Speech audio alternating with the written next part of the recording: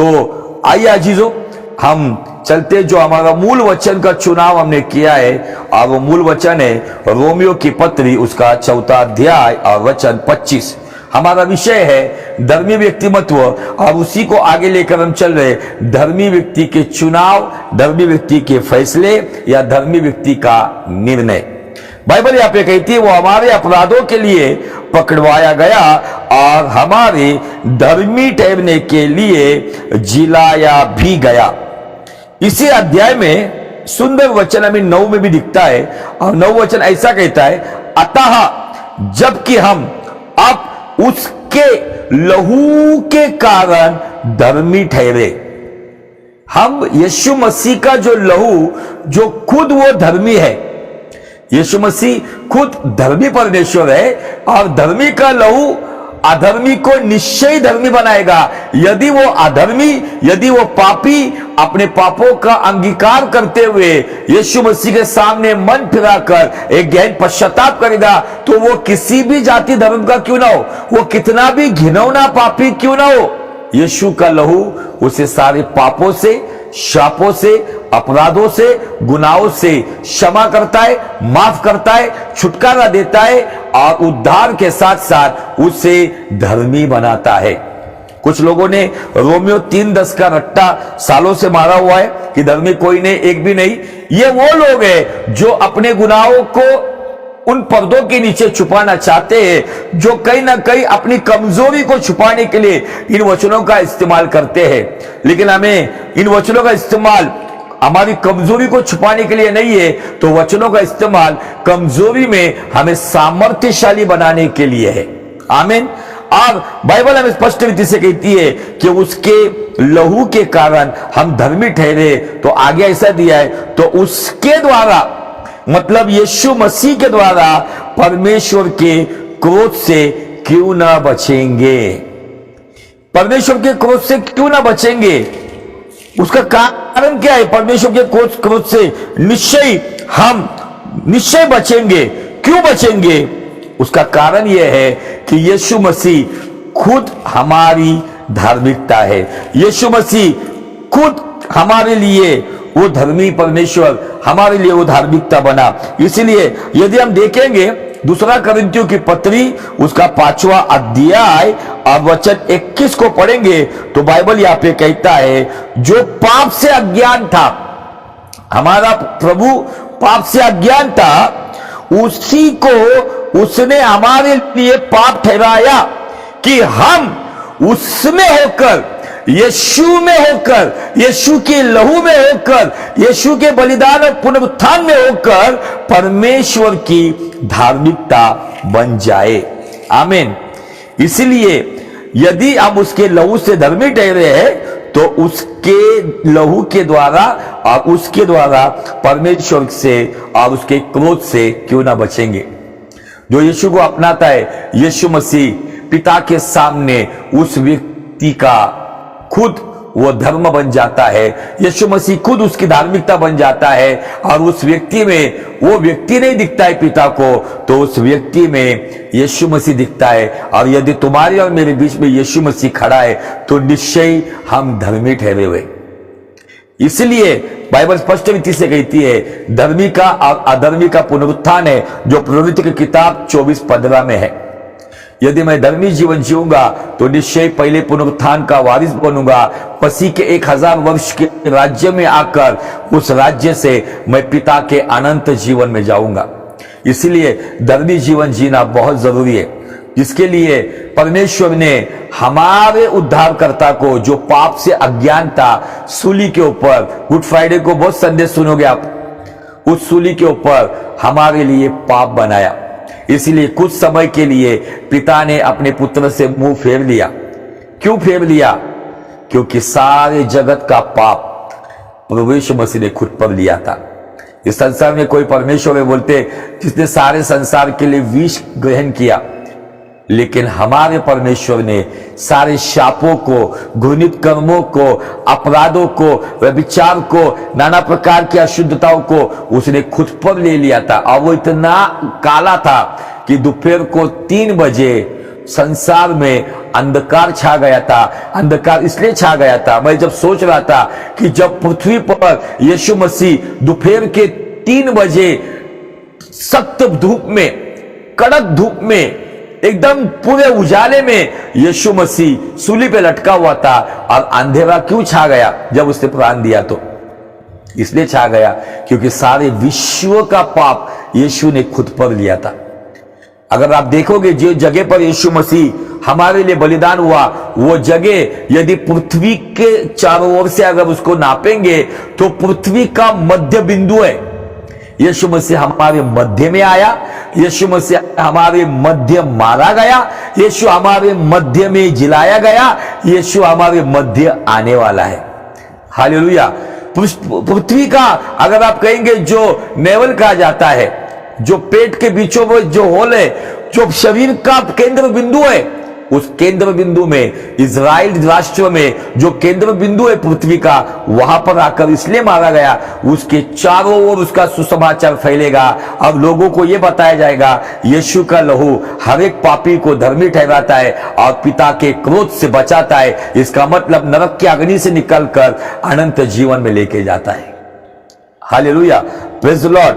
और परमेश्वर यही चाहता था, इसलिए उसने भारत में यीशु को मरने के लिए नहीं भेजा, या उसको अमेरिका में नहीं भेजा, या चाइना में नहीं भेजा, या उसको कनाडा में नहीं भेजा, ना कोरिया में भेजा, तो ऐसी जगह पे भेजा जो सारे विश्व का केंद्र बिंदु है। उस केंद्र बिंदु में वहां पर यीशु मसीह मारा गया ताकि सारे संसार को वहां से ही पाप का इलाज मिले, पाप का उपाय मिले, और मोक्ष का अनुभव पाकर वो अनंत जीवन के वारिस हो जाए। आमीन, हालेलुया, प्रेज द लॉर्ड। और परमेश्वर चाहता है कि हम यीशु मसीह के महान बलिदान के द्वारा धर्मी ठहराए गए हैं, लेकिन हम धर्मी जीवन में बढ़ते जाए। आइए हम रोमियो 3:10-12 फिर से एक बार पढ़ेंगे। जैसा लिखा है, कोई धर्मी नहीं, एक भी नहीं, लेकिन आगे लिखा है, कोई समझदार नहीं, कोई परमेश्वर का खोजने वाला नहीं, सब भटक गए, सबके सब निकब में बन गए, कोई भलाई करने वाला नहीं, एक भी नहीं। का मतलब धर्मी कोई नहीं, लेकिन आगे कहा जाता है समझदार कोई नहीं, खुदा को खोजने वाला कोई नहीं, और उसके साथ खुदा की अगुवाई में, खुदा की मर्जी में, पवित्र आत्मा की प्रेरणा से भलाई करने वाला कोई नहीं। इसका मतलब पुराने नियम में व्यवस्था के पहले और व्यवस्था के बाद यीशु मसीह के आने तक एक व्यक्ति हमें यहां पे दिखता है कि जो धर्मी जीवन जीने की कोशिश करता है, धर्मी जीवन में अपना कदम बढ़ाता है। ऐसे बहुत सारे लोगों को आपने देखा है जिसमें से वो यीशु मसीह का जब समर्पण के लिए 8वें दिन लेकर आते हैं, तब उसे देखकर वो कहता है कि अभी मैं शांति से जाऊंगा, क्योंकि पवित्र आत्मा ने उसको कहा था इजराइल के उद्धारक को देखे बिना तुझे मौत नहीं आएगी। और उस व्यक्ति के बारे में कहा गया, वो शिमोन एक याजक था। अब वो इंतजार कर रहा था अरसों से, उसके हाथ में नाना प्रकार के बच्चे समर्पण के लिए आते थे, लेकिन एक समय आया जब उसके हाथ में यीशु मसीह को दिया गया, तब उस बालक को देखकर वो कहता है अब मैं चैन से जाऊंगा, क्योंकि उद्धार यहोवा की ओर से जो है, जो उद्धार का मार्ग है मेरे हाथ में है। परमेश्वर ने कहा था जब तक उद्धार करता को देखेगा नहीं, तब तक मृत्यु नहीं आएगी। और उस व्यक्ति को धर्मी कहा गया है जो खुद याजक था। आपको व्यवस्था, नियम शास्त्र, तोरा शरीफ, बुक ऑफ लॉ आपको राइचियस या धर्मी नहीं बनाएगा, तो खुद परमेश्वर आपको धर्मी ठहराता है। जिसने नूह को धर्मी ठहराया, अब्राहम को धर्मी ठहराया, इसहाक को धर्मी ठहराया, याकूब को धर्मी ठहराया, जो समझदारी से उसके पीछे चलते थे, जो उसकी खोज में लगे रहते थे, और उसकी खोज करते करते उसकी ओर से जो अगुवाई आती थी उसके द्वारा भलाई का काम करते थे। और वचन पढ़ेंगे जो हमेशा पढ़ते हैं हम, याकूब की पत्री 5वां अध्याय और वचन 16 क्या कहता है, इसलिए तुम आपस में एक दूसरे के सामने अपने अपने पापों को मान लो और एक दूसरे के लिए प्रार्थना करो जिससे चंगे हो जाओ। धर्मी जन की प्रार्थना के प्रभाव से बहुत कुछ हो सकता है। आमीन। यदि अगर कोई रोमियो 3:10 का रट्टा मारते हुए कहेगा कि धर्मी कोई नहीं है, तो फिर यहां पे धर्मी जन की प्रार्थना व्यर्थ होती है, यीशु मसीह का लहू व्यर्थ ठहरता है। यीशु मसीह खुद धर्मी परमेश्वर है, ये बात के ऊपर भी लोग यकीन नहीं करेंगे।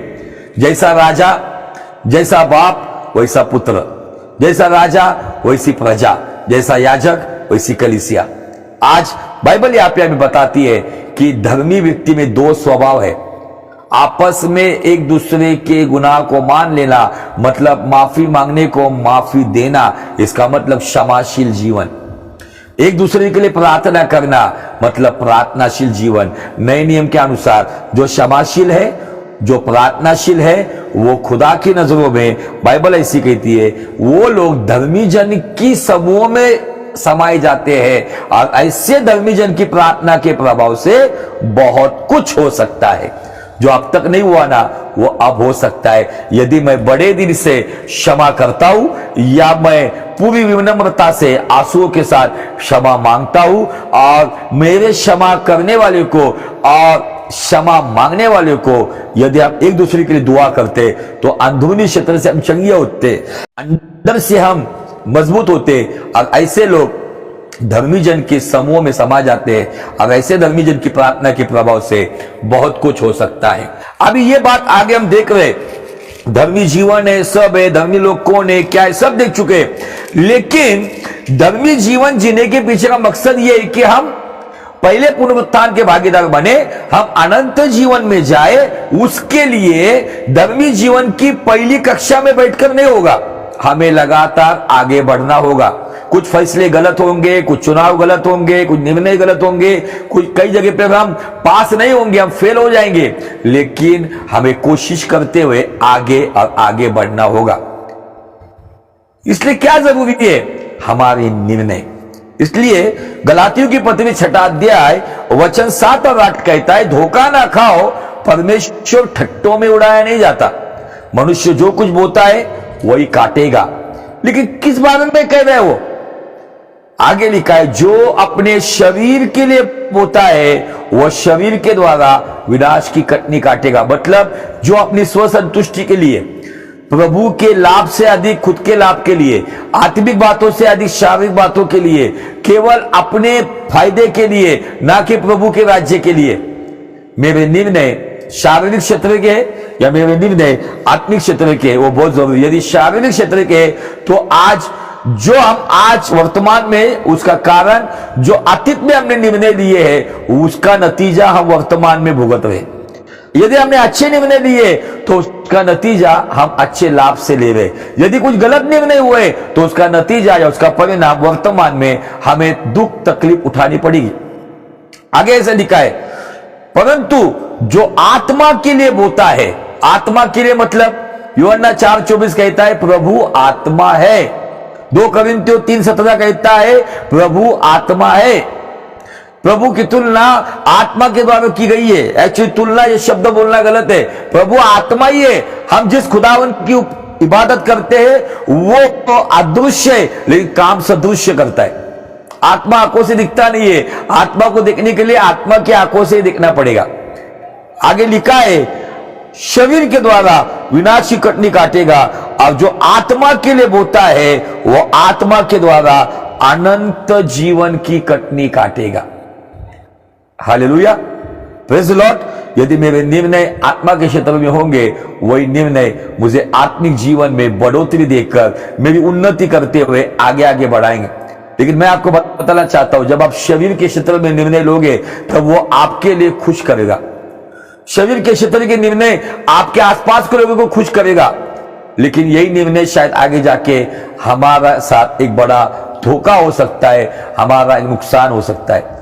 लेकिन यदि हम आत्मा के क्षेत्र में निर्णय लेंगे, शायद वो निर्णय लेते वक्त अपने आप के इच्छाओं को कुचलना पड़ेगा, अपनी मर्जी का गला दबाना पड़ेगा, इंसानों को नाखुश करना पड़ेगा। लेकिन वो निर्णय उस वक्त थोड़े कड़वे होंगे, लेकिन वर्तमान में और भविष्य में हमारे लिए एक अच्छा मार्ग बनाएंगे और हमारे जीवन में खुदावन की मिठास को लेकर आएंगे। आमीन। और इन्हीं निर्णयों के ऊपर हम अध्ययन कर रहे हैं, और जिसके लिए हमने बहुत सारे सेवकों के निर्णयों को देखा है। अभी हम देख रहे हैं मूसा के निर्णय। और बाइबल कहती है, इब्रानी की पत्री 11 अध्याय वचन 24 से लेके आगे, विश्वासी से मूसा ने सयाना होकर फिरौन की बेटी का पुत्र कहलाने से इनकार किया। मतलब पहला निर्णय यह था कि मूसा ने ठहराया, अभी मैं पागलपन में नहीं रहूंगा, मूसा सयाना हो गया। वास्तविक मिस्री विद्या उसको मिली थी। जब स्तिफनुस खड़ा हुआ था प्रचार के लिए, तो उसने कहा कि मूसा को बेहतरीन शिक्षा दी गई थी, लेकिन मूसा ने उस शिक्षा को, उस जगत की शिक्षा को, नॉलेज को इतना महत्व नहीं दिया। प्रभु के सामने वो कहता है, मैं भद्दे मुंह का हूं, मैं बोलने में लड़खड़ाता हूं, मैं हकलाता हूं, मैं ज्ञानी नहीं हूं, मैं अज्ञानी हूं। इससे क्या हुआ पता है? जो खुदावन के सामने अपने आप को अज्ञानी ठहराता है, बाइबल का परमेश्वर कहता है ज्ञानियों को लज्जित करने के लिए परमेश्वर मूर्खों का इस्तेमाल करता है। और इसी सयानेपन में उसने निर्णय लिया, नंबर 1 सयाना होना। आज बहुत सारे लोग सालों से चर्च जा रहे, कलीसिया जा रहे, प्रार्थना कर रहे, लेकिन जो आत्मिक प्रौढ़ता चाहिए, जो आत्मिक सयानापन चाहिए, वहां पर आज भी वो बच्चे हैं। इसलिए वो थोड़ी थोड़ी बातों में, कुछ आंखों से देखकर, कुछ सुनकर, वो अपने मन में मनगढ़ंत बातों को लेकर आते, अपने दिल में कुछ ना कुछ ऐसी बातों को रखते। इसका कारण क्योंकि अभी भी वो बालक है, वो रोटी नहीं खा रहे, अभी भी वो दूध पी रहे। इसके बारे में मैं बता चुका हूं, इसलिए मैं रिपीट नहीं करूंगा। दूसरा निर्णय उन्होंने लिया, मूसा नबी ने, वो निर्णय यह था कि उसने विश्वास से फिरौन की बेटी का पुत्र कहलाने का इनकार किया।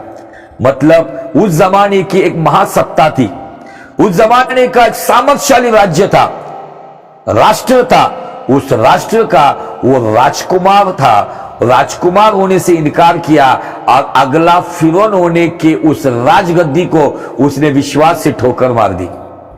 शायद ये निर्णय लेते वक्त सारा मिस्र उसके ऊपर हंस पड़ा होगा, उसका मजाक उड़ाया होगा। इसलिए मैंने कहा, शरीर के क्षेत्र में बोलोगे तो सारा संसार सर पे लेकर नाचेगा, लेकिन आत्मा के क्षेत्र में जब निर्णय लोगे तो लोग कहेंगे पागल हो गए, यीशु यीशु कर रहा है, यीशु यीशु कर रही है, क्या ऐसा यीशु के पीछे करे, चलता है ना, थोड़ी दुनिया में जाओ, थोड़ा प्रभु में जाओ। लेकिन जब एक सच्चा विश्वासी प्रभु के लिए कुछ त्यागता है, संसार उनके ऊपर हंसता है, संसार उनका मजाक उड़ाता है। लेकिन मैं उस विश्वासी के बारे में बताना चाहता हूं, उस व्यक्ति के बारे में बताना चाहता हूं, यदि आपने आत्मा के क्षेत्र में निर्णय लिए जिससे संसार आपका मजाक उड़ा रहा है, लेकिन आपको मैं बताना चाहता हूं, स्वर्ग खड़े रह के हर एक स्वर्गदूत आपके लिए ताली बजाता है। Hallelujah, praise the Lord. इसीलिए हमारे लिए संसार में कोई हमारी तारीफ करे या ना करे, मूसा तारीफ का मोहताज नहीं था, मूसा ने किसी की तारीफ नहीं ली, वो अपने निर्णय पे अटल था। हम कभी कभी निर्णय लेते लेकिन निर्णयों में लड़खड़ाते हैं। हम निर्णय लेने की पूरी तैयारी करते, पूरा निश्चय करते, लेकिन ऐसी कुछ वारदातें होती है, हम पीछे हट जाते हैं। कभी कभी फास्टिंग का निर्णय लेते हैं, हमारे शरीर में प्रॉब्लम शुरू हो जाते हैं। लेकिन मूसा अपने निर्णय पे अटल था। निर्णय नंबर 2, फिरौन की बेटी का पुत्र कहलाने का मतलब, फिरौन की बेटी मतलब ये संसार। आज आपको संसार का नहीं बनना है। यीशु मसीह ने कहा है, निश्चय आप संसार में हो, लेकिन आप संसार के नहीं हो, मैंने संसार से तुम्हें अलग किया है। यूहन्ना 16:33 में कहता है, संसार में तुम्हें निश्चय क्लेश होगा और धाड़स बांधो, मैंने संसार को जीत लिया है, मुझ में तुम्हें शांति मिलेगी। हालेलुया। तीसरा निर्णय बाइबल इसे कहती है, इसलिए कि उसे पाप के थोड़े दिन के सुख भोगने से अधिक परमेश्वर के लोगों के साथ दुख भोगना अधिक उत्तम लगा। ये तीसरा निर्णय, उसने पाप के क्षणिक सुखों का लाभ नहीं उठाया, तो उसने विश्वासी से उसने परमेश्वर के लोगों के साथ दुख उठाना उत्तम जाना। आपको उत्तम क्या लगता है? आपके जीवन में कौन सी बातों को अधिक महत्व है? आज कभी कभी हमें बहुत सारी दावतें मिलती है और उसी वक्त हमारे चर्च की यदि फास्टिंग प्रेयर है, तो उस फास्टिंग प्रेयर में हमें समझना है कि हमें दावत से अधिक हमें स्वर्गीय दावत में जाना होगा, जहां पे मुझे घुटनों के बल आकर किसी के लिए प्रार्थना करनी होगी, क्योंकि धर्मी जन की प्रार्थना के प्रभाव से याकूब 5:16 के अनुसार बहुत कुछ हो सकता है। बहुत सारे लोग जब मुझे कहते हैं ना, मुझे बहुत खराब लगता है, पास्टर जी हम चर्च नहीं आ पाए, अचानक से मेहमान आ गए, अचानक से दोस्त आ गया, अचानक से मेरी सहेली आ गई, हमें बाहर लेकर गए, हम शॉपिंग को गए, मैं उन लोगों से नफरत करता हूं जो खुदा की हुजूरी से अधिक रिश्ते नातों को, दोस्त यारी को अगर महत्व देते, तो मुझे इतना खराब लगता है जो परमेश्वर हमारे अंदर अपनी सांसों को बरकरार रख रहा है, हम रिश्ते नातों को उससे अधिक महत्व देते।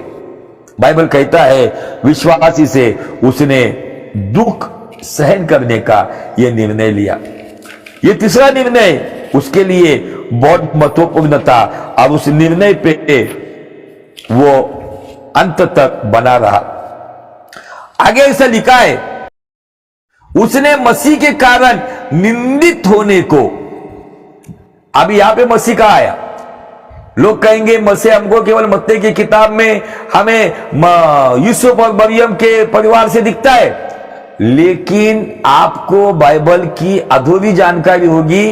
यीशु मसीह के बारे में यूहन्ना कहता है आदि में वचन था, वचन परमेश्वर था, वचन परमेश्वर के संग था, सब कुछ वचन के द्वारा हुआ और वो वचन खुद यीशु मसीह है। वो वचन मरियम की पेट में गर्भधारी हुआ, देहधारी हुआ।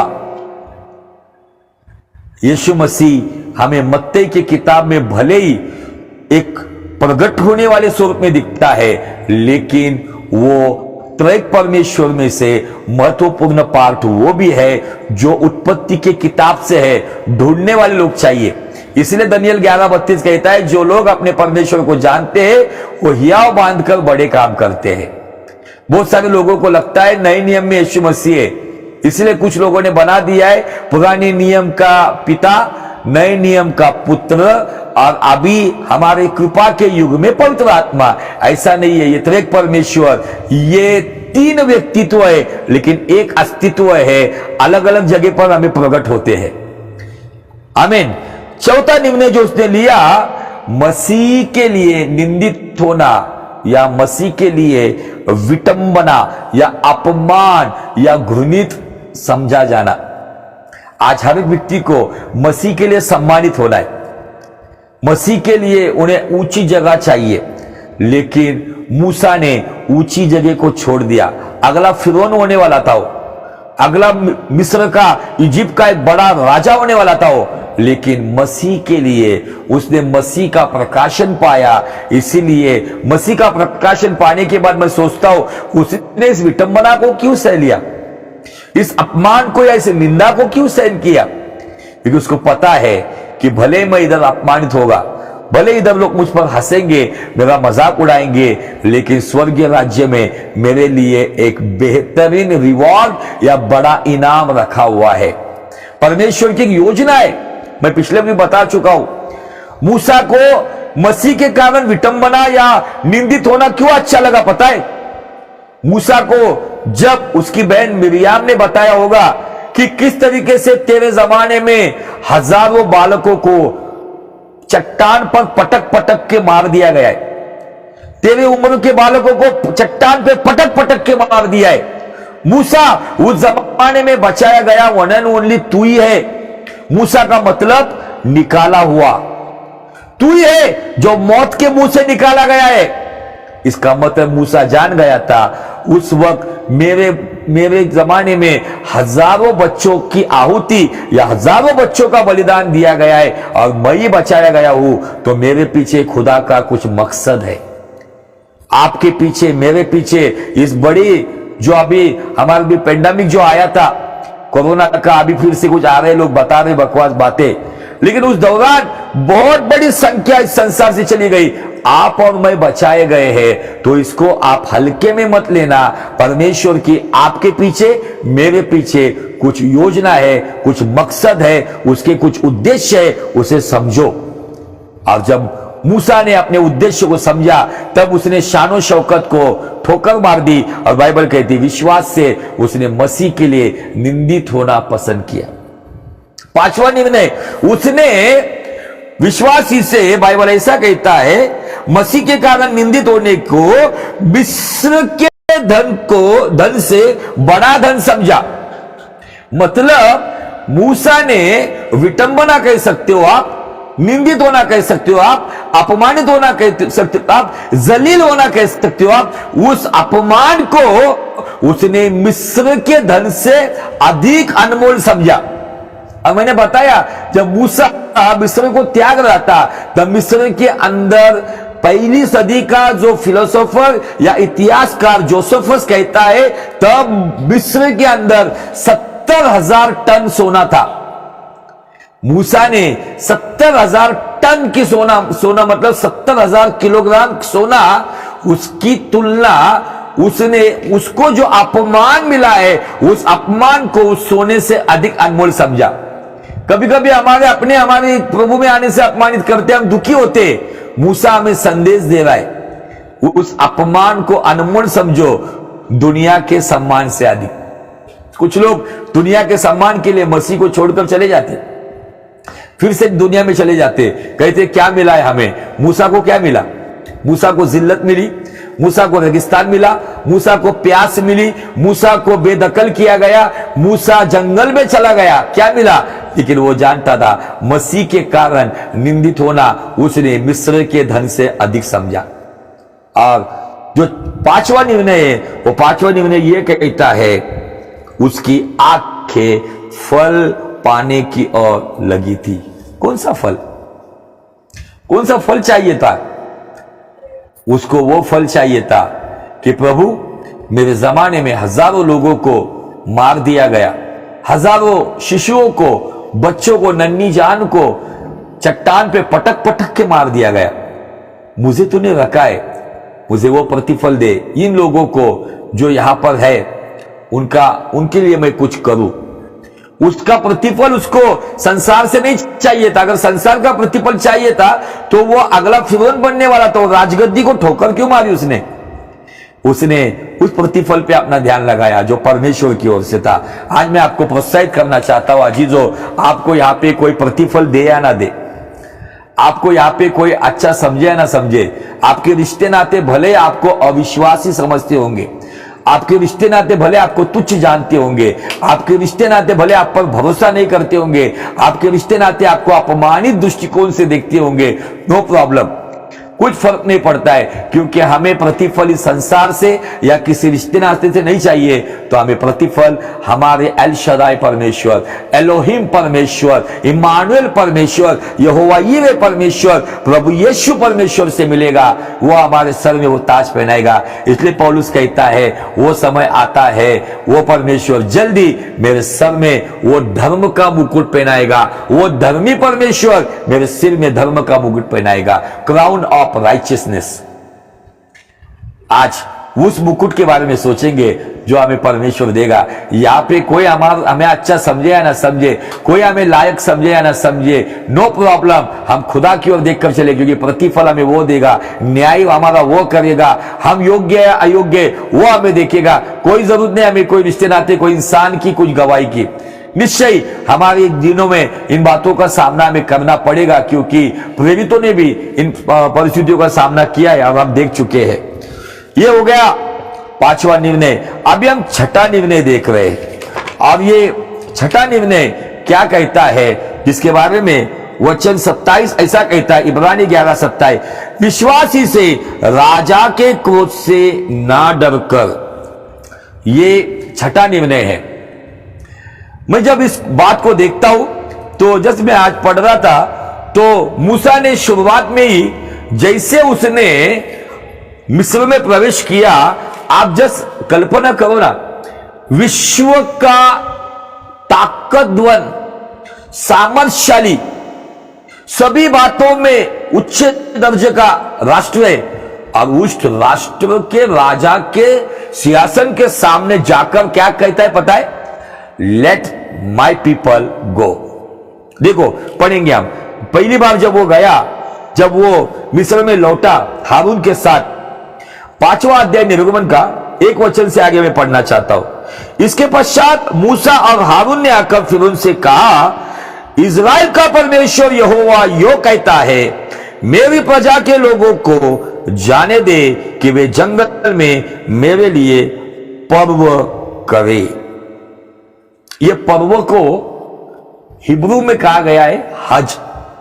आज जो इस्लामिक लोगों ने जिस शब्द का इस्तेमाल किया है ना, वो इसी बात को कॉपी किया है। वास्तविक वहां पे इब्रानी बाइबल में ऐसा कहा गया है, हज, खुदावन के लिए इबादत करना, खुदावन के साथ समय बिताना, इसका मतलब हज कहा जाता है। लोगों ने उसको एक अलग तरीके से देखा है, जिनको रखना है रख सकते, लेकिन यहां पे इस पर्व के लिए बाइबल कहता है, तो फिरौन ने कहा यहोवा कौन है कि मैं उसका वचन मानकर इजराइलियों को जाने दूं? मैं यहोवा को नहीं जानता और मैं इजराइलियों को नहीं जाने दूंगा। उन्होंने कहा इब्रियों के परमेश्वर ने हमसे भेंट की है। आज आपको डर क्यों है पता है? You don't have personal encounter with living God. आज आपको छोटी छोटी बातों से डर लगता है, आपको भविष्य की बातों से डर लगता है, वर्तमान की बातों से डर लगता है, आपके शरीर में बीमारी आती तो आपको डर लगता है, आपके जीवन में फाइनेंशियल प्रॉब्लम आती है आपको डर लगता है, आपके परिवार में ऐसा कुछ होता है आपको डर लगता है। मूसा विश्वासी से फिरौन से ना डरा। ये फिरौन, आज का फिरौन जो लूसीफर है, वो नाना प्रकार की समस्या लेकर आएगा, लेकिन मुझे इस वचन ने बहुत छू लिया। बाइबल कहती है, उन्होंने कहा, मूसा और हारून ने कहा इब्रियों के परमेश्वर ने हमसे भेंट की है। क्या आपका यीशु मसीह के साथ कुछ मुलाकात हुई है? क्या प्रभु ने आपके साथ भेंट की है? आपने प्रभु के साथ भेंट की है? हम लोग वचन तो बहुत जानते हैं। दूसरा तिमोथी 1:7 कहता है, परमेश्वर ने हमें डर की नहीं तो सामर्थ की, संयमन की और प्रेम की आत्मा दी है ना। लेकिन सवाल ये उठता है, हम लोग छोटी छोटी बातों से डरते क्यों है? मैं इन बातों को हल्के में नहीं बता रहा हूं आपको। इस एपिसोड को या ये जो निर्णय है, इस निर्णय को मैं आज भी खत्म नहीं करूंगा। इस निर्णय को मैं आपको थोड़ा और डीप लेकर जाऊंगा। आज सब जगह पे डर का माहौल है। आज कुछ बहनें हैं अपने बच्चों के लिए कहीं ना कहीं डर के माहौल में, कैसा होगा मेरे बच्चे का, मेरे बच्ची का कैसा होगा, मेरे बच्चे का कैसा होगा। आज जवान लोग पढ़ाई लिखाई करने के बाद भी बेरोजगार है, वो अपने भविष्य के बारे में चिंतित है। आज जवानों को लगता है मैं ये करूं वो करूं, लेकिन मुझसे नहीं होगा। एक डर में बैठे हुए, एक डर का साया काम कर रहा है। क्यों काम कर रहा है पता है? और जब मैं इन्हीं लोगों को देखता हूं जो नए नियम में, जिनको यरूशलेम से भगाया गया था, जिन्होंने अपने कुछ लोगों को गवाया था, स्तिफनुस को मारा था, इतने सब बड़ी दुर्दशा में थे, लेकिन उसके बावजूद उन्होंने उस प्रदेश में अंतुकिया में जाकर अन्य जाति को सुसमाचार और यहूदियों को परमेश्वर का वचन सुनाया। क्यों? पागल थे वो लोग।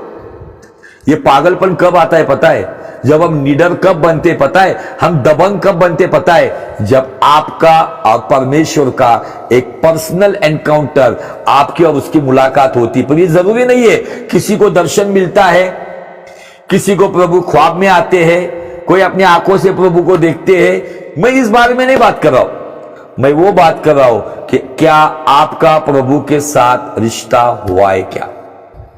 यदि आपके और परमेश्वर के साथ भेंट हुई है, मूसा और हारून उस जमाने में दुनिया का सबसे बड़ा साम्राज्य, दुनिया का सबसे शक्तिशाली साम्राज्य, दुनिया का सबसे बड़ा एक थोर साम्राज्य था, उस राजा के सिंहासन के सामने कहते यहोवा यो कहता है हमारे लोगों को जाने दो। अब आगे जब ये बात सुनता हूं तो मेरी छाती फूल जाती एकदम, क्योंकि दोनों ने बहुत अच्छी बात की है। और आज आपके सवालों का जवाब है। आपको डर इसलिए लग रहा है, आप विश्वासी से आज फिरौन से क्यों ना डरते हो? यदि आपको डर लगता है तो उसका मतलब आपका और यीशु मसीह का कुछ रिश्ता बनाने, क्योंकि बाइबल कहती है परमेश्वर का प्रेम डर को निकाल देता है। आज हम छोटी छोटी बातों में डरते हैं ना, तो मुझे आपको बताना है, अभी तक आपके जीवन में आपने यीशु मसीह के साथ एक अच्छी मुलाकात नहीं की है। एक अच्छी मुलाकात करोगे तो आपको मैं किसी बात का डर नहीं रखता हूं। क्या कोई कहता है, कुछ लोग हैं जो मुझे सर पे लेके मेरा सम्मान करते, केवल कंधे पे बिठाना ही बाकी है।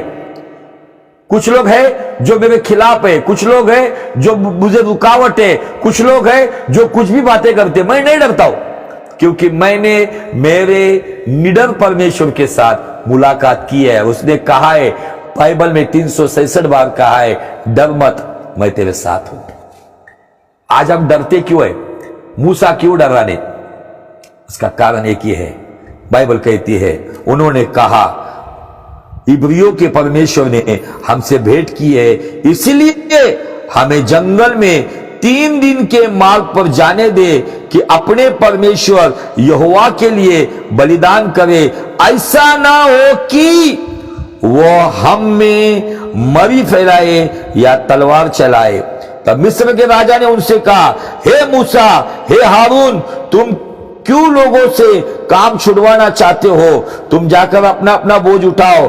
और फिरौन ने कहा, सुनो, इस देश में वे लोग बहुत हो गए, फिर तुम उनको परिश्रम से विश्राम दिलाना चाहते हो? फिरौन ने उसी दिन का परिश्रम करने वालों को जो उन लोगों के ऊपर थे, उनको सरदारों को यह आज्ञा दी कि तुम जो अब तक ईंटें बनाने के लिए लोगों को पुआल दिया करते थे, आगे से न देना, वह आप जाकर अपने लिए पुआल इकट्ठा करे। फिरौन सख्त हो गया, लेकिन मूसा और हारून उससे डरे नहीं। बाइबल कहती है वो फिर से उसके सामने गए और 6 अध्याय में वो बात भी करते हैं, डायरेक्टली बात करते हैं। आज मैं इन बातों पर आपका ध्यान क्यों बढ़ाना चाहता हूं? मैंने इसलिए कहा कि मैं इस कड़ी को या इस 6ठे निर्णय को मैं बहुत जल्दी समाप्त नहीं करूंगा। मैं चाहता हूं कि आज इन दिनों में आप समझो आपको डर क्यों लग रहा है, डर के पीछे का कारण क्या है, what is the reason behind your fear और स्केयर। क्यों डरते हो आप? किसी के पैर थरथराते हैं, किसी की बॉडी वाइब्रेट होती है, किसी का हृदय थरथराता है, दिल में हलचल मच जाती है, बेचैनी आ जाती है। क्यों? आपका और आपके परमेश्वर का आपके साथ भेंट नहीं हुआ है। आज वो एनकाउंटर बहुत जरूरी है, वचन के द्वारा होना चाहिए, उसके संगति के द्वारा होना चाहिए। मेरे जीवन में बड़े बड़े पड़ाव आए, बड़ी बड़ी समस्या आई, नाना प्रकार की बातें मैं कानों से सुनता हूं, लेकिन मैं इन बातों को जीरो महत्व देता हूं। क्यों? क्योंकि मेरा हीरो, मेरा यीशु मेरे साथ है और वो कहता है डर मत। 366 बार बाइबल में लिखा है डर मत। यदि आप इन बातों के ऊपर थोड़ा सा गहराई से सोचोगे कि आपको डर क्यों लगता है, तो उसके पीछे का कारण ये कि है मूसा और हारून ने जवाब दिया, इब्रियों का परमेश्वर ने हमसे भेंट की है। आपको आज सोचना होगा, क्या मुझसे मेरे परमेश्वर ने भेंट की है? यदि मुझसे भेंट नहीं की है तो वो डर पर जयवन करने वाला है। उसकी नजरों में वो कहता है डरना मना है। ये न्यूज, ये जो एडवर्टाइज वालों ने हमारे बाइबल के शब्द ही लिए, उसके नजरों में कहता है वो डरना मना है जो मुझ पर यकीन करता है। जो बात मूसा ने, आपको पता है निर्गमन 14:13 में आगे जाके जब ये सारे इजराइली छूटते हैं और जब लाल समंदर के पास आते, तब मूसा कहता है डरो मत, चुपचाप खड़े रहो, यहोवा के नजात के काम देख लो। हम हियाव छोड़ देते हैं, हम हमारे तरीके से हमारी बातों पर जयवंत होना चाहते हैं। क्यों? डर। खुदा ने डर की आत्मा नहीं दी है, क्योंकि जो डर गया समझो मर गया। क्योंकि हमारे लिए डर के आगे जीत है। डर के आगे इसलिए जीत है कि हमारा परमेश्वर जो मौत का डर इस संसार के लिए था, उस मौत पर जिलाया गया मृत्युंजय परमेश्वर है, और यीशु का नाम है जीत, यीशु का नाम है विक्ट्री, यीशु का नाम है फतेह। और जो डरता नहीं है, फतेह जयवन जीवन उसी व्यक्ति का है। प्रभु तो हमारे साथ है। और मूसा का जो ये आज का 6ठा निर्णय है कि विश्वासी से वो फिरौन के क्रोध से डरा नहीं, क्योंकि हमें इस संसार के लोगों के क्रोध से नहीं, तो हमें उस परमेश्वर के क्रोध से डरना होगा। और उसके बीच में हमें इन बातों को समझना होगा कि यीशु का लहू जो हमें धर्मी ठहराता है, जो हमें परमेश्वर के क्रोध से बचाता है। प्रभु जी, हम धन्यवाद देते हैं कि आज के वचन के द्वारा आपने हमसे बात की। थोड़ा समय ही था, लेकिन खुदावन, मैं आज प्रार्थना करता हूं कि जिन जिन भाई बहनों के भीतर किसी ना किसी बात का डर है, खौफ है, और उसकी वजह से वो अपने जीवन में कहीं ना कहीं तितर बितर अवस्था में है, कहीं ना कहीं बेचैनी में जीवन जी रहे। उनके भीतर कहीं ना कहीं वो घबराहट काम कर रही है, जिसकी वजह से रातों की नींद हराम हुई है। मैं विनती करता हूं, प्रभु यीशु मसीह के नाम में आपकी यहोवा शालोम नाम की शांति उनके हृदय में राज करे। उनके जीवन में जो भी ऐसे सवालात है, जो हालात है, जिनकी वजह से कहीं ना कहीं आज वो मजबूर है सोचने के लिए, मैं विनती करता हूं कि यीशु मसीह आज की रात आप उनके साथ मुलाकात कीजिए। जैसे हारून और मूसा के साथ आपने भेंट की, इसीलिए वो फिरौन के क्रोध से ना डरते हुए उसके सिंहासन के सामने खुलेआम निडरता के साथ खड़े होकर कहते हैं, यहोवा यो कहता है, उनके लोगों को जाने दे। प्रभु परमेश्वर, मैं दुआ करता हूं कि आज की रात जो भाई बहन खौफ के साए में, यीशु के नाम में उस खौफ का जुआ आज मैं तोड़ देता हूं, और खुदावन 2 तीमुथियुस 1:7 को मैं रिलीज करता हूं। परमेश्वर ने हमें डर की नहीं तो सामर्थ्य की आत्मा दी है। वो सामर्थ्य की आत्मा आज उनके जीवन में प्रेम और संयम के साथ काम करे। दया कर, कृपा कर, दया कर प्रभु जी, और उनके जीवन को संवार दे। इस डर से निकाल कर पिता परमेश्वर उस आपकी निडरता में आने के लिए आपका अनुग्रह तू कर। धन्यवाद देते, जैसे मूसा और हारून निडरता के साथ फिरौन का सामना करते थे, तेरे लोग अपने जीवन में जो भी हालात है, उन हालातों का निडरता के साथ सामना करे। ऐसा अभिषेक यीशु के नाम में हर एक के जीवन में इसी वक्त उंडेल दे। धन्यवाद देता हूं, सभी को तेरे लहू के अंदर ढकता हूं, पिता पुत्र और पवित्र आत्मा के नाम में आशीषित करता हूं। मरकुस 11:24 के साथ सहमत होता हूं। जो मांगा है वो हमने पाया है। परमेश्वर का प्रिय पुत्र जो था, जो है और जो आने वाला, उस यीशु नासरी के जीवित जलाली और सामर्थ्य नाम में मांगता हूं, इसलिए सुन और ग्रहण कर पिता। आमीन, आमीन।